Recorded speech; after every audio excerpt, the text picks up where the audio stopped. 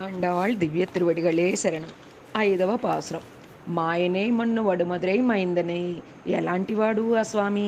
చిత్ర విచిత్రమైన ఆశ్చర్యకరమైన కళ్యాణ గుణములు కలిగినవాడు. అలాంటి స్వామండి మధుర నగరానికి దిగి వచ్చాడు. తూయ పెరునీరు యమునైతురవనై. మరి పెరగడం ఎక్కడ పెరిగారండి?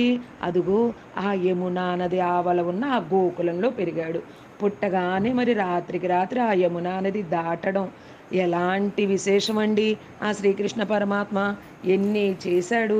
అక్కడ తల్లి ప్రేమతో లొంగబడి ఉన్నాడు. తూయోమాయ్ వందు. దీనికి మనం పరిశుద్ధం కావాలండి. అది ఎలా అంటే భగవంతుని తత్వాన్ని గుర్తిస్తే మానసిక పరిశుద్ధత ఏర్పడుతుంది. నాం తూమలర్ తూవిత్తుషుదు. పరిశుద్ధమైన హృదయం అనే పుష్పాన్ని ఆయనపై విసిరితే చాలు, ఒక్కసారి చేతులు జోడిస్తే చాలు. ఎలాంటివాడు ఆ శ్రీకృష్ణయ్య? ఆ రేపల్లిలో ఆ వెన్నని దొంగతనం చేసేవాడు ఆ గోపాలకులతో కలిసి. అలాంటి వాడండి ఆయన. ఇంకా ఏం చేశాడు? ఆ యశోదమ్మకి కట్టబడిపోయాడే ఆ వెన్న దొంగలిచ్చే ఆ శ్రీకృష్ణ పరమాత్మ.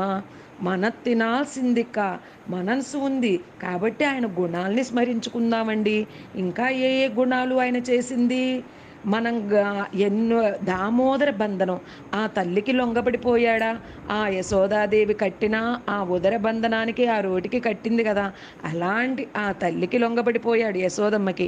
మనకి కూడా లొంగిపోతాడండి ఆయన నామాన్ని గనక మనం చక్కగా పలికితే. అలాంటి శ్రీకృష్ణ వైభవాన్ని చెబుతూ